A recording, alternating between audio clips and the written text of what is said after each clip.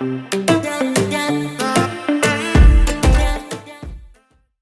descale my coffee machine. I'm going to be using Active's Coffee Machine Descaler.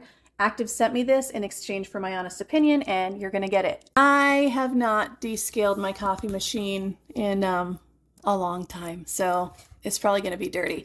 But first, let me point out some great packaging by Active. They always have really clear instructions. Here are the directions for if you use a single serve machine like I have here, or a multi-cup machine. Clearly illustrated, foolproof. It also says right here there are 8 uses per bottle. What's even more cool is each use is marked on the bottle, so you don't have to get out any measuring cups. I'm going to make sure my reservoir is full and start the descaling process.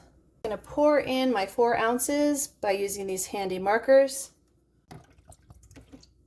Let's descale. Here we go.